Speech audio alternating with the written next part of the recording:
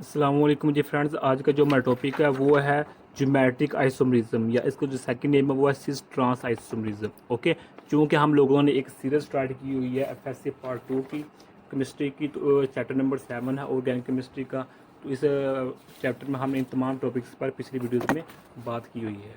Okay, तो आज का जो हमारे पास वीडियो है वो वीडियो नंबर 15 है, ज्योमेट्रिक आइसोमरिज्म। ये लास्ट टॉपिक है इस चैप्टर का। तो आइए स्टार्ट करते हैं। बिस्मिल्लाहिर्रहमानिर्रहीम, सल्लल्लाहु अला मुहम्मद सल्लल्लाहु अलैहि वसल्लम। सबसे पहले हम डेफिनेशन को देखते हैं। डेफिनेशन ये हमारे पास लिखी हुई है सामने। The compounds which have same structure formula but differ with respect to the positions of the identical groups in space are called cis trans isomerism and the phenomenon is known as the cis trans और geometric isomerism. अब इसका मतलब क्या है कि इसमें एक जो पॉइंट है मेन वो ये याद रखिएगा कि लास्ट वीडियो में हमने आइसोमरिज्म और स्ट्रक्चर आइसोमरिज्म पर बात की थी। ओके, तो जो हमारे पास स्ट्रक्चर आइसोमरिज्म था और जो ये आइसोमरिज्म था उसमें हमारे पास जो मॉलिक्यूलर फार्मूला तो होता था वो सेम होता था, मॉलिक्यूलर फार्मूला सेम, लेकिन जो हमारे पास स्ट्रक्चर फार्मूला होता था वो डिफरेंट होता था। लेकिन इस ज्योमेट्रिक में क्या है कि हमारे पास मॉलिक्यूलर फार्मूला और स्ट्रक्चर फार्मूला हमारे पास दोनों क्या होते हैं, बोथ सेम होते हैं। लेकिन डिफरेंस क्या होता है ये लिखा हुआ है, but differ with respect two positions of the identical groups, कि एक जैसे ग्रुप्स की जो पोजीशन होती है उसमें जो डिफरेंस होती है उसकी वजह से हमारे पास ये जो आइसोमरिज्म होती है ये ज्योमेट्रिक आइसोमरिज्म बनती है, या इसको हम सेकंड नाम देते हैं सिस ट्रांस आइसोमरिज्म कहते हैं। ओके, तो अब इसको हम एग्जाम्पल के जरिए समझने की कोशिश करते हैं। ये एग्जाम्पल हमारे पास सामने दी गई है, ये थोड़ी सी एक्सप्लेनेशन है, ये खुद आप रीड कर लीजिएगा। ये एग्जामिनेशन है 2 ब्यूटीन की। ओके, ये देखें 1 2 3 4, इसमें भी 4 कार्बन है और 10 हमारे पास हाइड्रोजन है। इसमें भी 4 कार्बन है और 10 हाइड्रोजन है, यानी कि जो मॉलिक्यूलर फार्मूला है वो सेम है। सेकंड पार्ट स्ट्रक्चर देखें, इस कार्बन कार्बन का डबल बॉन्ड है, इसमें भी कार्बन कार्बन के दरमियान डबल बॉन्ड है। इस यहाँ भी सिग्मा बॉन्ड है, यहाँ भी सिग्मा, यहाँ भी सिग्मा, यहाँ भी सिग्मा बॉन्ड है, यहाँ भी सिग्मा, यहाँ सिग्मा, यहाँ सिग्मा बॉन्ड है और पाई बॉन्ड है, यहाँ भी सिग्मा पाई और पाई बॉन्ड है। यानी कि स्ट्रक्चर फार्मूला भी सेम होगा, मॉलिक्यूलर फार्मूला भी सेम है।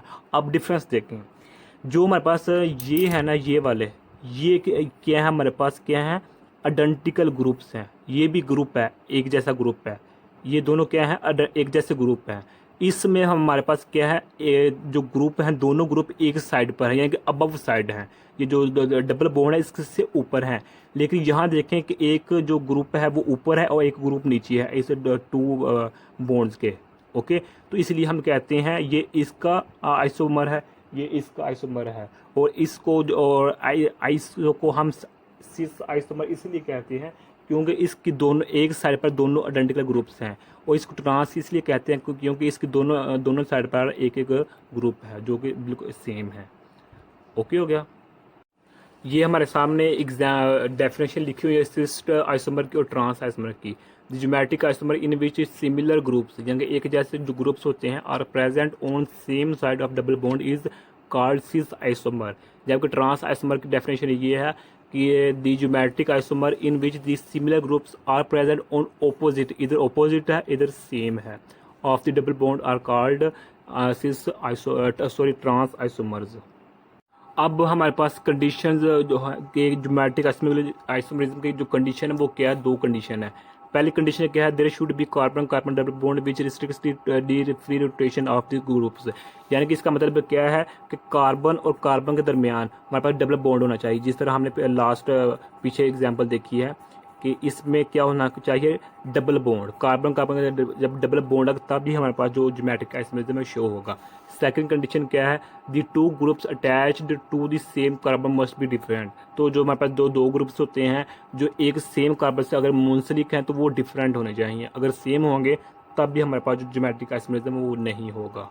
तो अब ये देखें, एक और एग्जांपल दी गई है, आप यहाँ से देख सकते हैं। ओके, बिल्कुल वही प्रोसीजर है। तो यहाँ एक लास्ट पे नोट लिखा हुआ, आप ये देखें, the rotation of 2 carbon atom joined by double bond could happen only if the pi bond breaks. यानी कि जो मेरे पास ज्योमेट्रिक आइसोमरिज्म उस या आइसिस ट्रांस आइसोमरिज्म सिर्फ उसी वक्त होता है जब हमारे पास ये एक जो पाई बॉन्ड है वो टूट जाता है। ओके, ये सिर्फ सिग्मा बॉन्ड रह जाता है। Okay, it requires a lot of energy thus making geometric isomers possible. और जब ये हमारे पास अगर इतनी एनर्जी है कि ये पाई बॉन्ड टूट जाए तब हमारे पास ये प्रोसेस होगा, अदरवाइज ये नहीं होगा। तो यही आज का मेरा सा टॉपिक था। जज़ाकल्लाहु खैरा। अस्सलामु अलैकुम व रहमतुल्लाहि व बरकातुहू।